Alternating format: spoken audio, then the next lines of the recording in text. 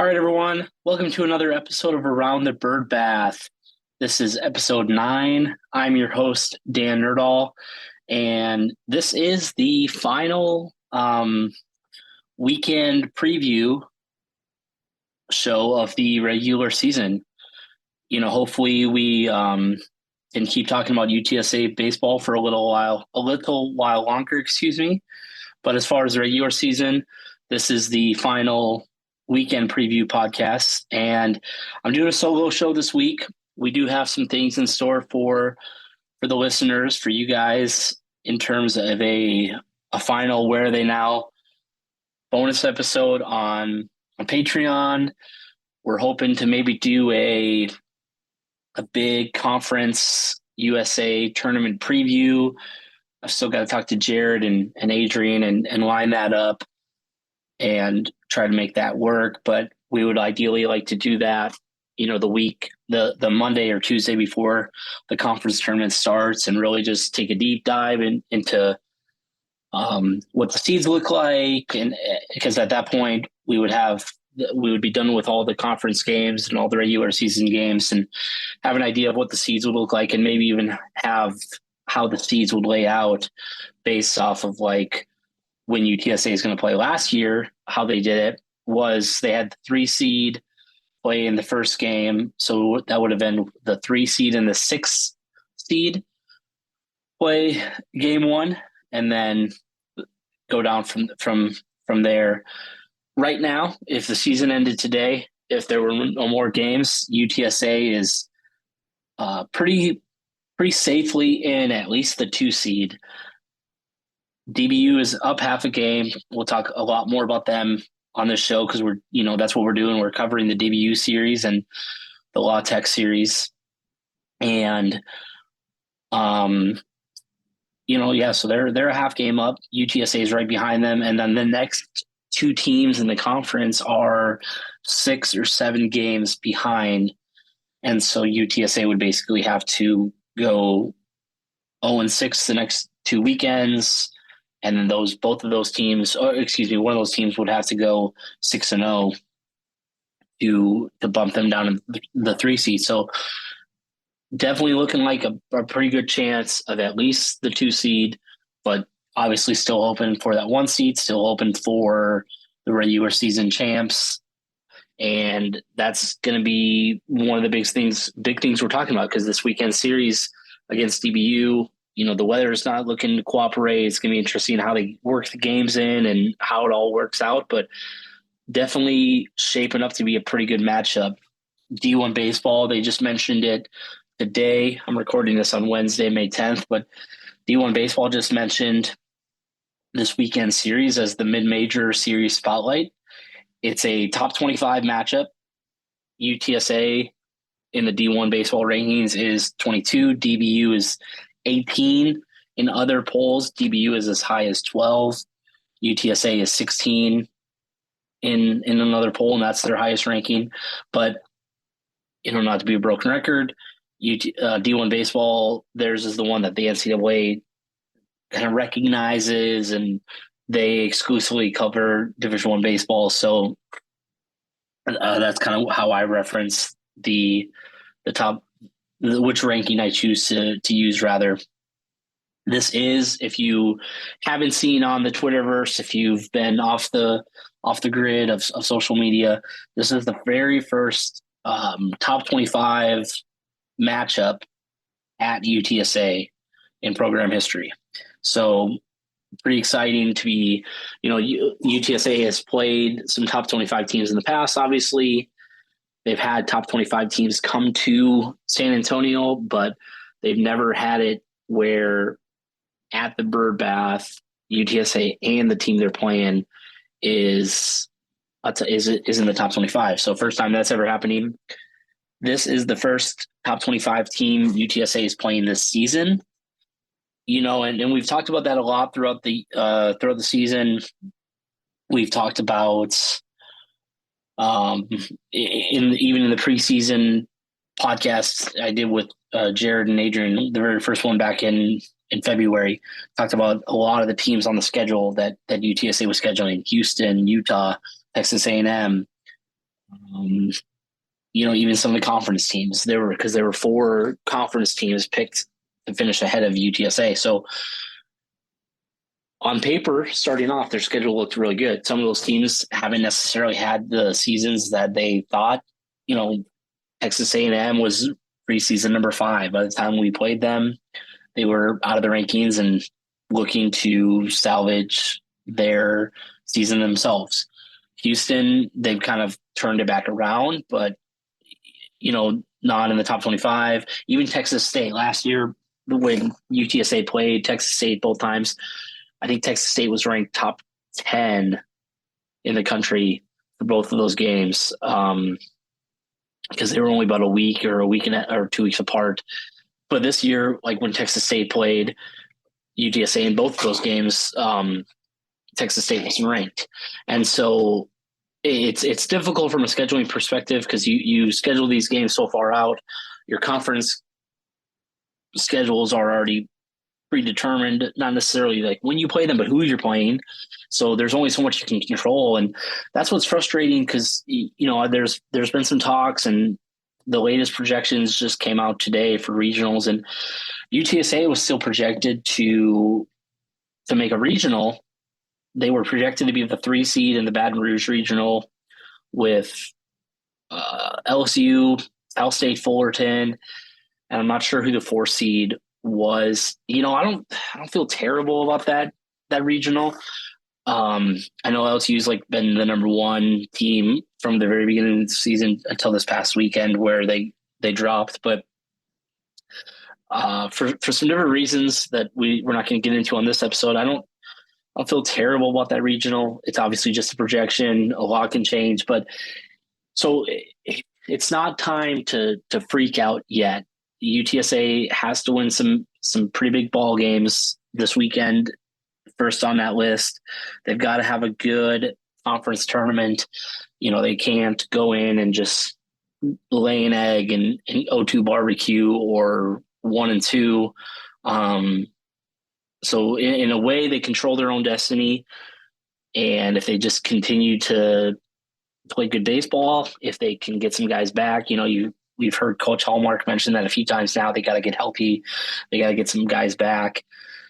And it was a little cryptic, I feel, a few weeks ago, almost a month ago now, when they were doing a lot of the interviews after the team got ranked. And he said, we're a real good ball club and we just got to stay healthy.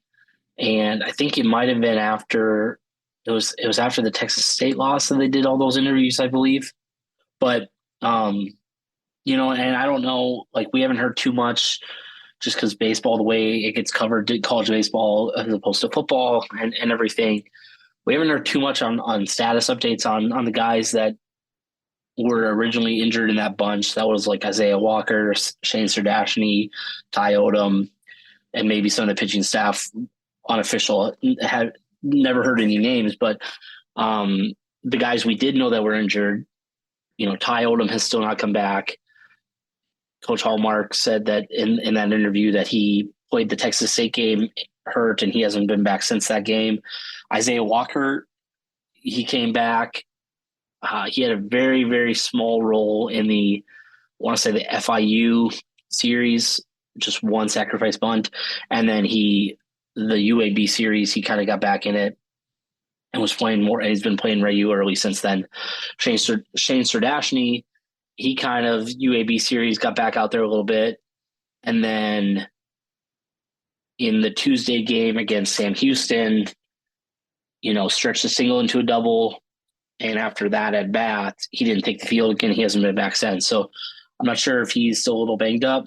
Well, obviously, I'm sorry. He's obviously still a little banged up.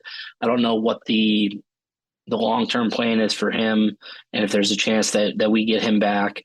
Obviously, a huge part of the lineup, not only his defensive range in center field, but his leadership, his at bat from the plate. And so, but I'm kind of getting down the rabbit trail. What Coach Hallmark was talking about is they got to be healthy, and they're getting there, but hopefully they can continue to get healthy, and hopefully they can be almost full strength going into this weekend's games. But, it's tough because I've seen a lot of things on Twitter. Like some people were like, hey, like how, because UTSA was the at least by D1 Baseball's projections, they were one of the last 5 teams in. And some people were like, hey, like, how are they top 25, but they're the last 5 teams in? Well, 64 teams make regional. 30 of those spots go to the conference champs, automatic bids. 34 are at-large bids. And the committee weighs the RPI a lot more heavily than a top 25 ranking, a top 50 ranking. When there's so many teams in college baseball, like 299 teams in Division One, you can't just simply go off of the rankings. They use that metrics, and that's one thing that came out from D1 baseball is UTSA might be a little bit on the bubble now for making regional, and they're a much better team than their RPI says. At least the guys at D1 baseball feel that. I feel that their record indicates that the way they grid out these wins, the way they battle for these wins, a lot better than their 55 RPI. But the committee can only do so much outside of what's on paper with how many teams. And if that RPI is putting you on a tight spot, it can be a tough position. But, they just got to keep doing what they're doing and keep playing good baseball. And I mean, they still have not lost a weekend series. They still have not lost a conference weekend series. They haven't lost they haven't lost 2 games in a row. So they don't really have a losing streak on the season. Up until last week, their worst deficit was 6 runs. Yeah, they lost to A&M Corpus Christi on that Tuesday game, 8-2. So before the Sam Houston game, their worst loss was 6 runs. And so, I mean, a team that battles and a team that finds a way to win and really is set up nicely to do some nice things and some exciting things in a regional setting, in a super regional setting. So hopefully they can continue to do what they've been doing and it can all work out, and would be really deserving for a regional spot. I don't know how I'll react, and I'm sure I'll have a much longer rant if for some reason things don't go their way. But right now, I think if they just do what they've been doing all season, they'll be okay. And so, that kind of leads us into this weekend against Dallas Baptist and why these games matter. So UTSA, I mentioned, is sitting at a 55 RPI. They're 2-1 against the top 50. 2-1 against the top 50 RPI teams they've played, and that fluctuates because if a team's RPI ranking drops, then that chart that you're looking at of how they fare against it's not like a top 25 win. If you beat a team that's ranked in the top 25, you're going to have a ranked win on your resume, even if they drop out eventually. But if a team is, let's say they have an RPI of 34, but then they drop down to 60, well, then that win is going to drop down to the next quad of brackets because it's like 1 to 25, 26 to 50, 50 to 100, 100 plus, 200 plus. And so that can fluctuate, but at the moment they're 2-1 against the top 50 RPI teams they've played, or 26 through 50. DBU, Dallas Baptist, they're sitting at 24. And another thing about the RPI is beating a worse RPI team like Rice. They swept Rice over the weekend.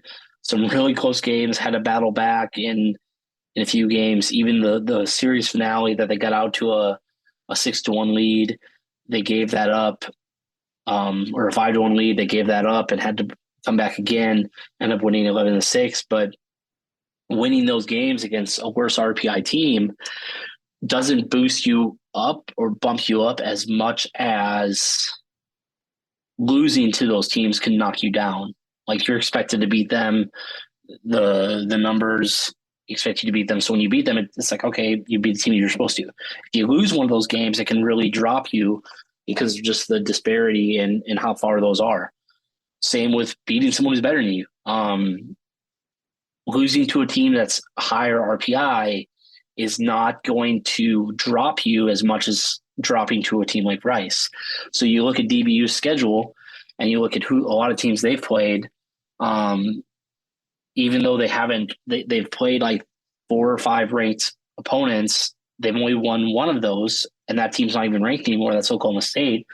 But even though they lost those games, they were playing pretty high RPI teams, and so it's not as much of a hit on them if they lose. But then, like when UTSA drops to Sam Houston, who's maybe in the hundreds, or UIW, A&M Corpus Christi, UTRGV, that's going to hurt them a lot more than DBU losing to a team that's ranked higher. So it's kind of a chess game in the sense of like you take some risk and maybe you're going to lose more games, or you're not going to win those midweek games, but it's not as bad of a loss. And then if you beat them, it really pays off. But at the end of the day, you can only play who is willing to play you, and you don't want to be traveling every single Tuesday because that involves driving across the state of Texas, driving up to Oklahoma, driving over somewhere, and then coming back that same day. And then if you're on the road that week, then you're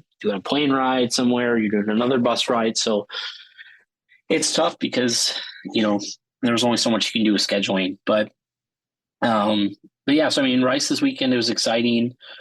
It was, and kind of knew that Rice was a team that struggled late. They were coming off a 3-game series against DBU, where not as big of leads against UTSA, but in each of the 3 games that Rice played against DBU, Rice was leading, I think, into at least the 8th inning. And it was in Houston. It was at Reckling Park. So they were the home team. So we're talking top of the 8th, Rice has a 1, 2, 3-run lead in some of these games. Top of the 9th, 1, 2, 3-run lead in some of these games. And they blew all 3 of them.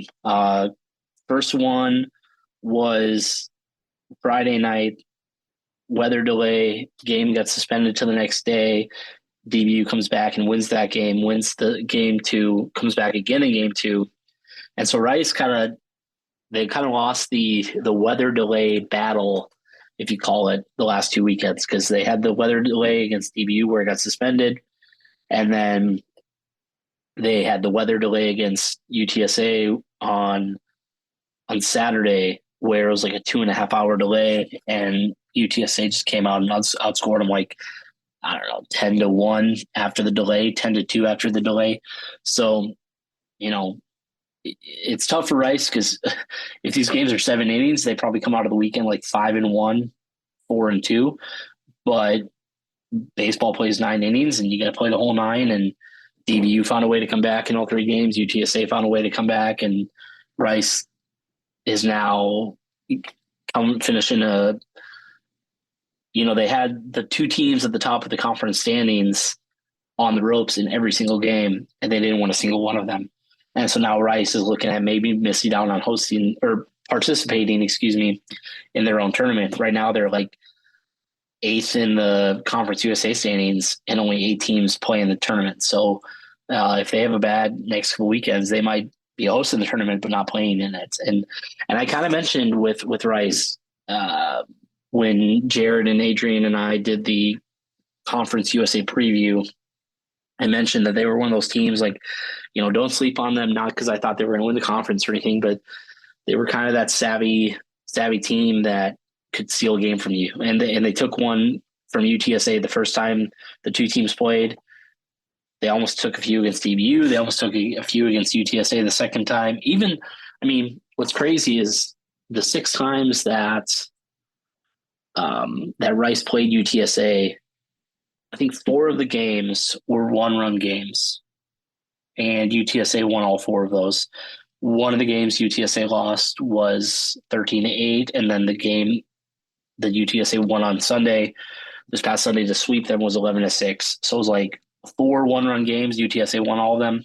2 5-run games, UTSA won 1 and lost 1. So, Rice played them really tough, and they're a tough team. They hit the ball really well. They got a couple guys.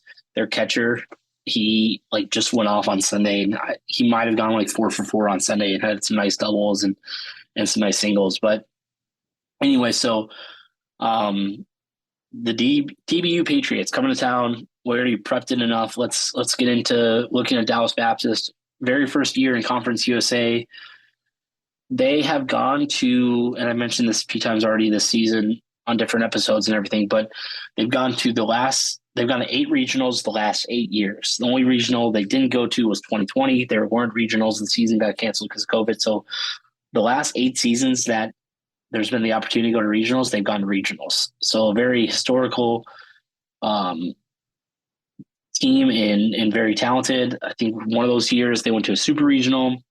Right now, this season, they're 37-12. They're 20-4 in conference. They've got a half game lead up on UTSA. The reason it's a half game is because UTSA and Charlotte had that game get canceled. Game 3 of the Charlotte series, and that was another rain-filled weekend where there was delays, there was moving games around. It was just a mess.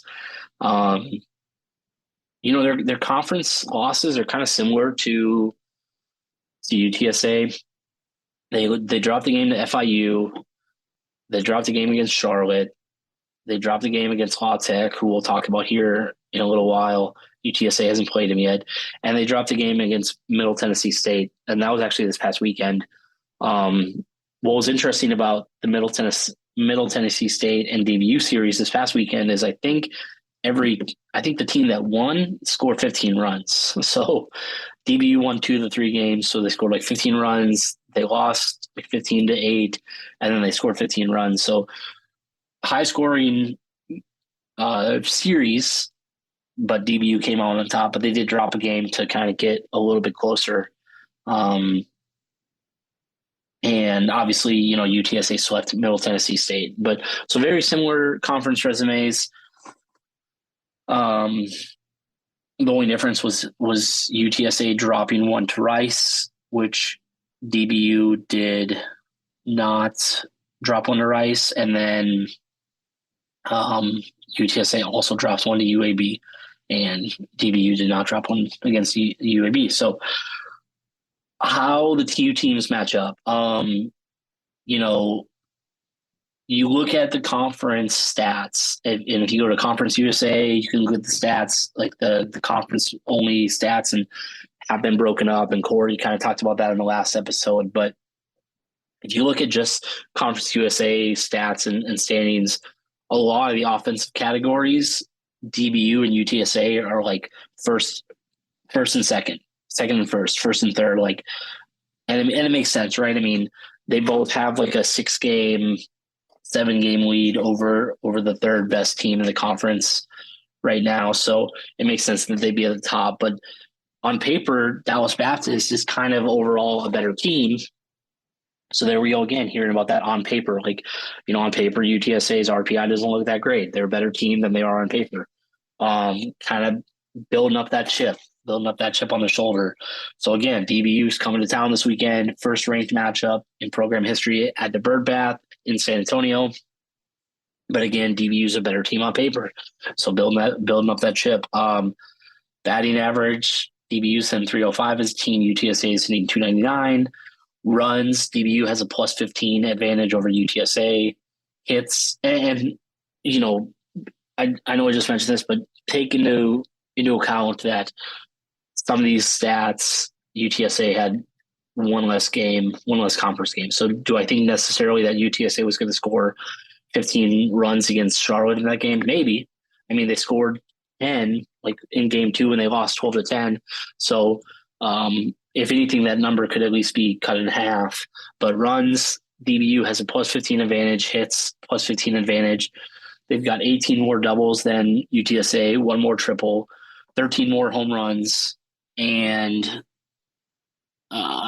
slugging, they're about 60 points higher. As a team, DBU slugs 550, UTSA slugs 489. And slugging, that's where it kind of factors in total bases.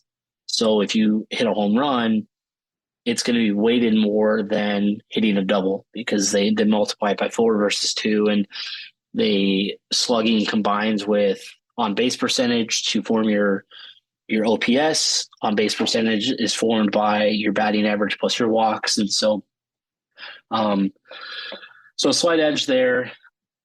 UTSA is first in fielding percentage in Conference USA at 984, but DBU is right behind them, third at 977. So, I mean, we're talking a couple error differential, and we've talked ad nauseum with how the errors take it with a grain of salt sometimes because it's up to the official scorer, and who knows, like different teams and who's working their press box, who's working their stats might have more experience with it, might approach the in-game situation a little differently. But pitching, you've got DBU, their team ERA in conference is 3.72, UTSA 4.75. UTSA's kind of got hit around a little bit lately, giving up some more runs. And so that's probably where that extra almost to so that 1.03 higher run average comes in. DBU, they only have 6 saves on the year. UTSA has 12. So what that means, obviously, is like UTSA in conference is having a lot more closer games because both teams have essentially the same record. DBU is 20-4 in conference. UTSA is 19-4. So of the 20 games that DBU's won, they've only needed saves in 6 of them. In the 19 games that UTSA's won, they've needed saves in 12 of them. Now, you can look at that 2 different ways. You can be like, okay, DBU definitely, like when they get their conference wins, they're going to, they're going to beat up a team, they're going to put on the runs, and they're going to win by a lot of runs. There's some truth to that, of course. UTSA, they like to hang around. We already talked about Rice, those 1-run games. UAB, a couple 1-run games. FIU, a couple 1-2-run games. And so a lot more nerve-wracking wins, but wins nonetheless. And enter Simon Miller. Simon Miller's having definitely the best overall season of his career at UTSA. He, as of today, on Wednesday, leads the NCAA in ERA. I think it's like 1.53. He's tied for second in saves, 11. So he's got 11 of UTSA's 12 saves. So very reliable. And, hopefully they can just continue to keep him fresh and keep that arm fresh because and it makes sense because he's having a better season. But I think the past few seasons, he would top out around 36, 37 innings. But this year he's already like over 50 innings pitched. So they're using him a lot more, but he's backing it up. So runs, DBU has given up 18 less runs than UTSA. Earned runs, they've given up 16 less earned runs. They have, I think UTSA has walked, or DBU has walked 17 more than UTSA. Doubles, they've given them 6 less doubles, 6 less home runs, and opponent's batting average. DBU is holding opponent batting average to 224, where UTSA 281. So still under 300, but about a 57-point differential there. Already mentioned how they're kind of 1 and 2 in several team categories. What's interesting about DBU, and it'll be interesting to see this weekend how it works with the weather and just get them getting on base. On the season, DBU has 48 stolen base attempts. And so that's 20 more stolen base attempts than UTSA, but they've only been caught stealing 3 more times than UTSA. So DBU has tried to steal 48 times. They've been successful 38 times. UTSA has only tried to steal 28 times, and they've been successful 21 times. So DBU has some savviness on the base paths, and they're going to try to steal. And what's hard about that is if a guy gets on with a walk, if a guy gets on with a CNI single, an infield single, you're already feeling the pressure of, is this guy going to take second base? If I got a guy on second base, is he going to try to take third? Josh Colleen's behind the plate. He just today got nominated to the 2023 Buster Posey watch list. So got a real good catcher behind the plate, and he's got a pretty good pop time. So we'll see who kind of wins that battle this weekend and how much they put it to the test.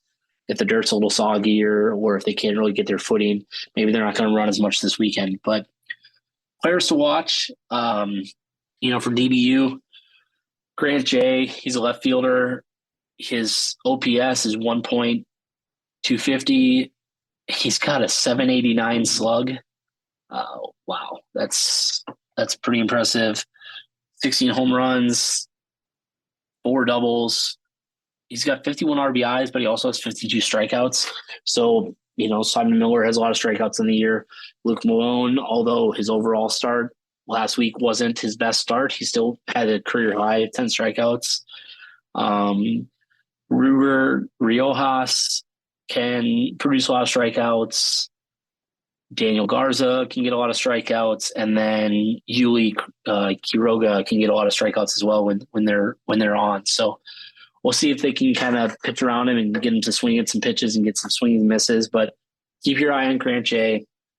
Another guy, Jace Grady, the right fielder, 24 extra base hits on the season, 18 stolen bases.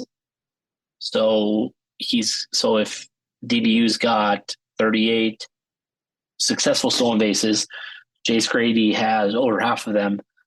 And then his K to walk ratio, he's got 36 strikeouts, but 31 walks. So almost a 1-to-1. He strikes out a few more times than he walks and gets on base.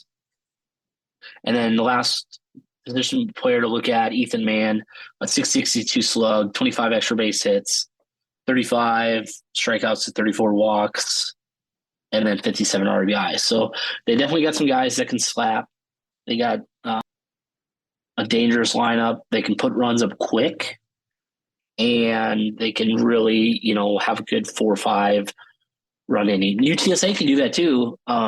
It just sometimes it seems like this season it takes them a few innings to get going. Like first inning can be kind of quick, second inning can be kind of quick, and so the big thing with this weekend, hopefully we can get a really good crowd out there. I know it's Mother's Day weekend, but really have the home field advantage. Like for Texas State, there was 1,095. It was a Tuesday night.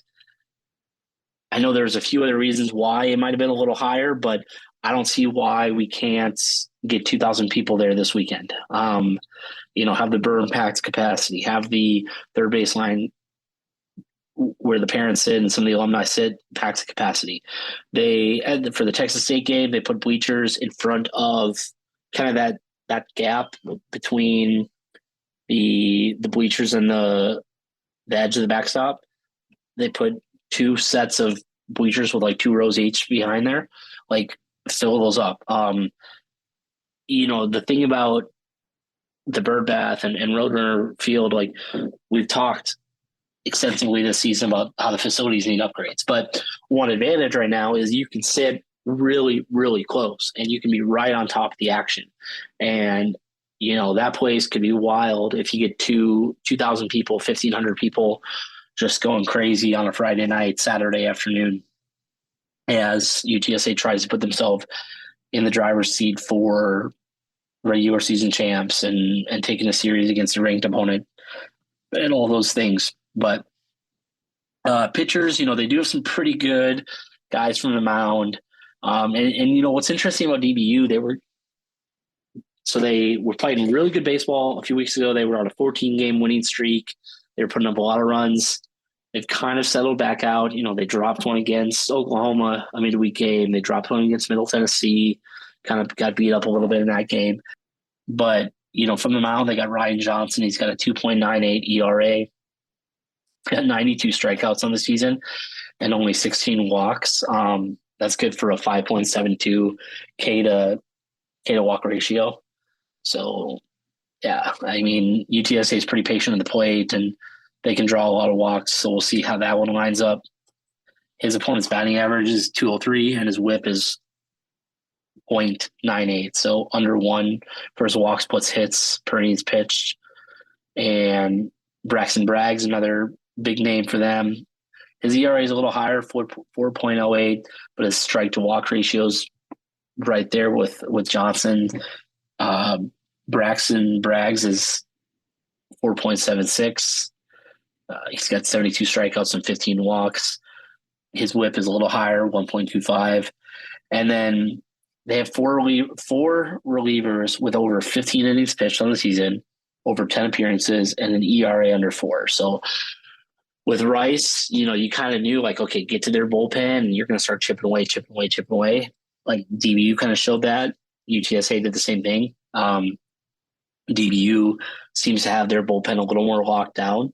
And so definitely don't want to get behind too much too early and keep it close and, match the runs they're putting up and really get the bats going and good quality at bats and maybe getting to those pitch counts, getting those pitch counts higher and everything. So that's kind of DBU. I mean, obviously a real big one. We could talk a lot of different reasons why it's as big as it is. I think we covered most of it. I hope everything I said about the top 25 stuff, the RPI stuff made sense. Those games, it's going to be a little bit of a wait and see, I feel like. I mean, right now it's Wednesday, early evening on Wednesday. So we're just about 48 hours away. And Friday, it's saying like a 70% chance. Saturday and Sunday are like 90 and 80% chance. But then even like next week, it doesn't look great. So we'll see. I mean, we know like what percentage of weather chances mean and all those things. But, and it's home. So like maybe a long delay would benefit UTSA. They can get out and stretch out and everything. But you just hope that the games get in. You hope it can be a good experience for the fans and they can enjoy it. And above all, that UTSA can come away with at least a series win. I think that'd be a really good takeaway from the weekend going into the final 4 games of the season. And also too, they're creeping up to that 40 wins. They're 36-12 now on the season. So, I mean, right on the edge of a program, first time in program history getting 40 wins. So, we'll see. But at this point, we'll take a quick Cumbia break and we'll talk about La Tech, and then we'll kind of wrap it up for today. So.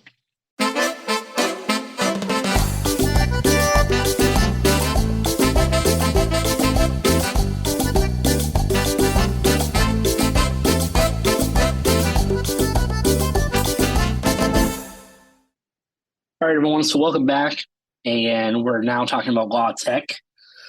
La Tech's not having quite the season they might have hoped. They're 25-25.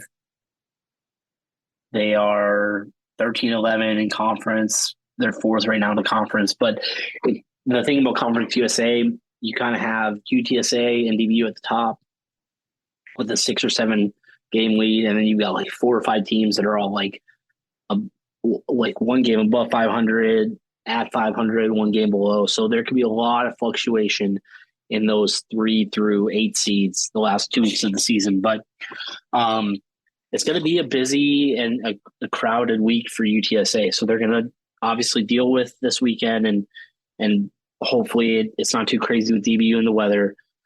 They're supposed to go to Abilene Christian on Tuesday. That's a pretty far drive from San Antonio, like 4.5 hours.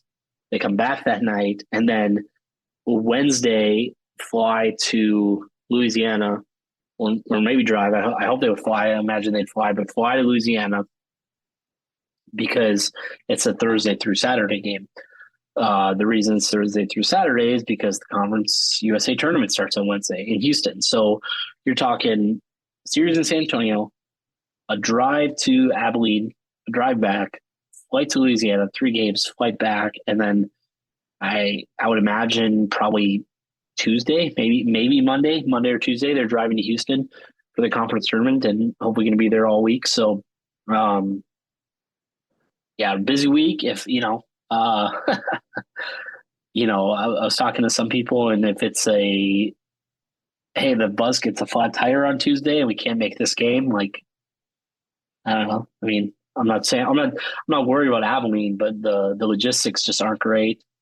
But and let me just go on the record. That's my own view, and I came up with that completely on my own. I don't want anyone to think like teams trying to sabotage the game by any means, but um, no, they should play it and get one more win, and they really need to finish the season feeling good about these Tuesday games. I was looking at it last year; they went 8-3 in the Tuesday games, and I think three of those wins were against top 25 opponents. And this year, right now they're sitting at 7-5, and we know how those games have gone. People have expressed their frustrations on Twitter, and there's some people on Twitter where I'm like, man, like, are you guys even UTSA fans? Like, UTSA fans, like the mindset. It's like you're putting a lot of pressure on yourself, just being super negative. Like from the very beginning, it's like nothing they can do is like satisfying you. It's like, yeah, but they still lost this game, or yeah, but the season's over, and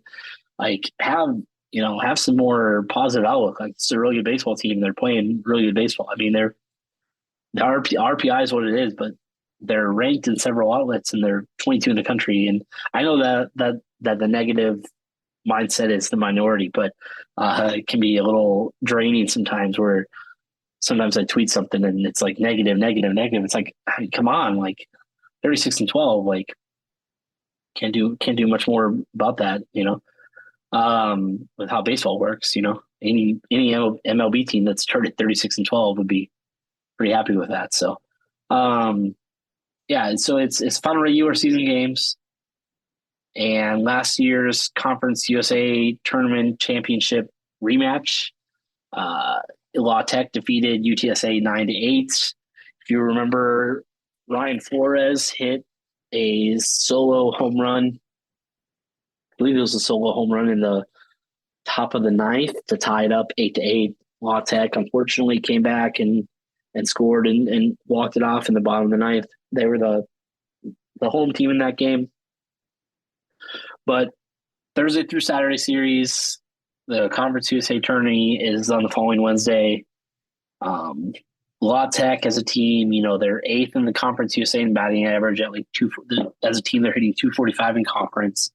They're seventh in runs. They're fourth in slugs. So, I mean, their batting average as a team isn't very good, but they've got a pretty good slugging, fourth in the conference. So they can, and that can be different. That can be dangerous because you walk a guy, maybe there's a tight strike zone, maybe a couple pitches get away from you, and all of a sudden you got a guy coming up who's slugging over 500. And even though they're only hitting 245 as a team, all of a sudden 2 runs are on the board.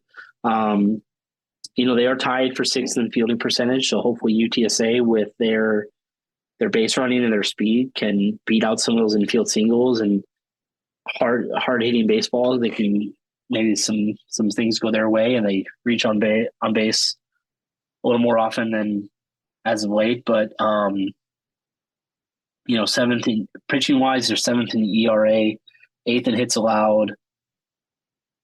Their opponent's batting average, they're allowing 297, and they're going to be coming off a series against Middle Tennessee State, and they don't have a midweek game. So they're going to have some time to rest up, kind of like this week for UTSA.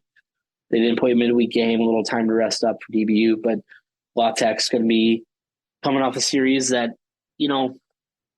I don't think that either of those teams is going to sweep the series. I could very easily see one of the two teams winning, obviously, if there's not a sweep, someone's going to win the series if the game doesn't get canceled. But I'm not sure who I would feel better about winning that series.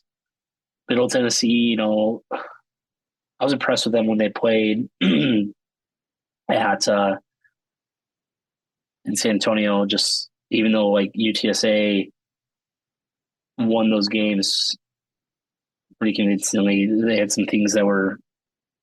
I feel like they had some good things working for them. So if I had to pick, I would say just how the two teams are playing right now. Middle Tennessee is going to win that series, but maybe they can rack up some runs to how they did against DBU and get to their bullpen and excuse me, and get to those guys early. But players to watch, and this one's not as extensive as a breakdown as DBU.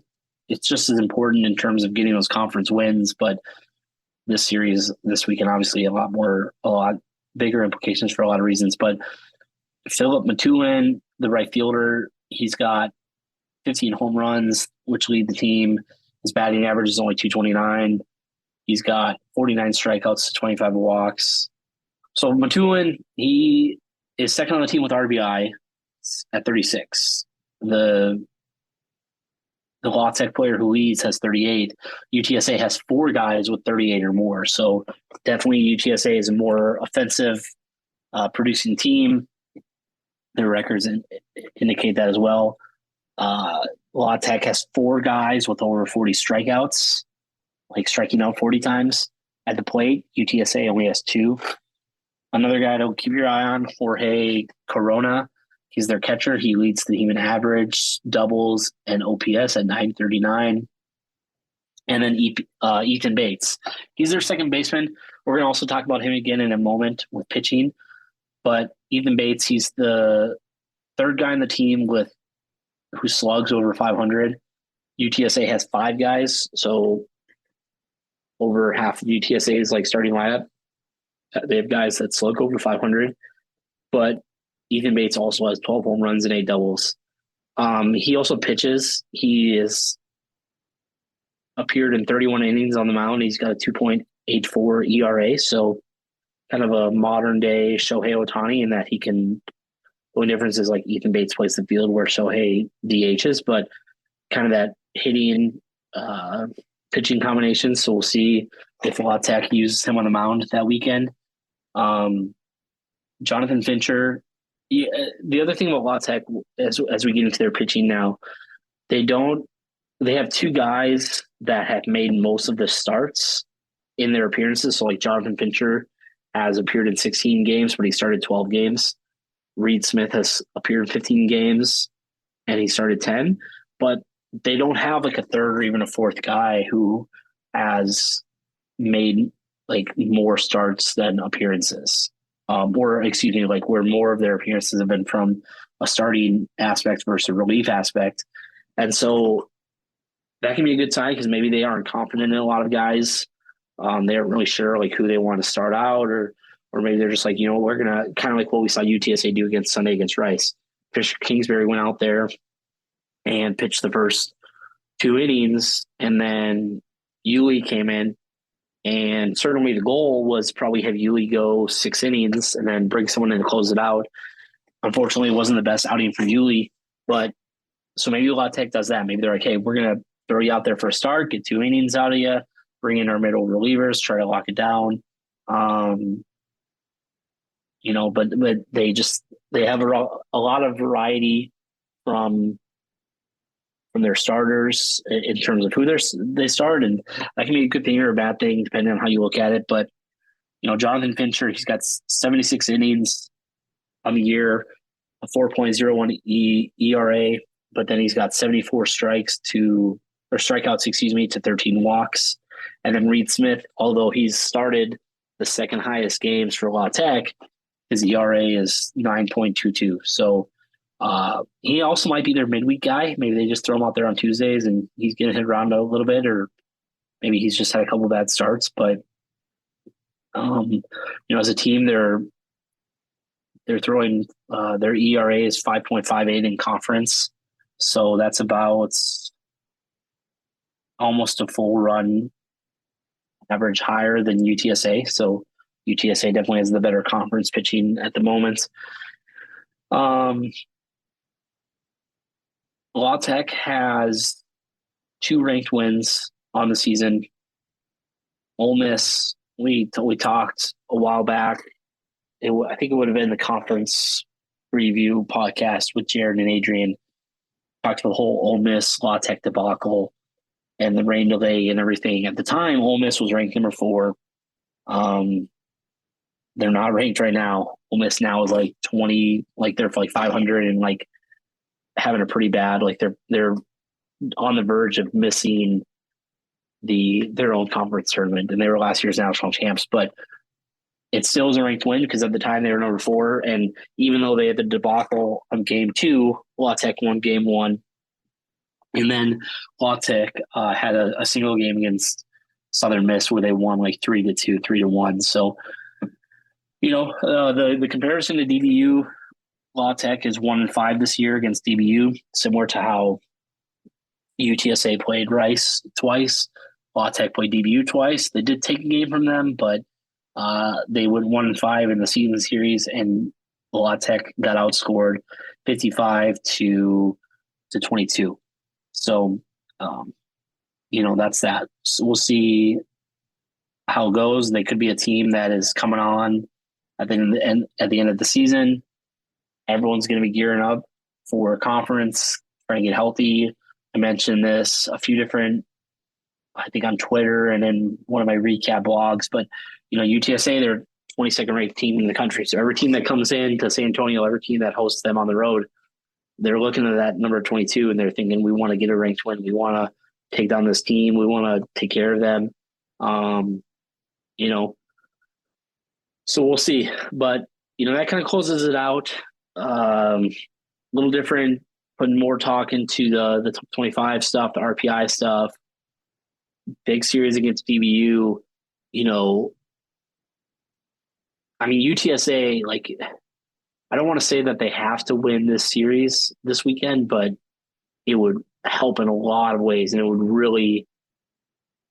be huge for a lot of different reasons. The implications, just the momentum and everything, but you want to feel good going into that conference tournament. And the conference tournament's interesting because it's not, it's double elimination, but it's not series, of course. It's just like one game. So you don't want to get tripped up and lose early and have to battle back. You want to be in control. You want to be playing those later games in the day, have more rest.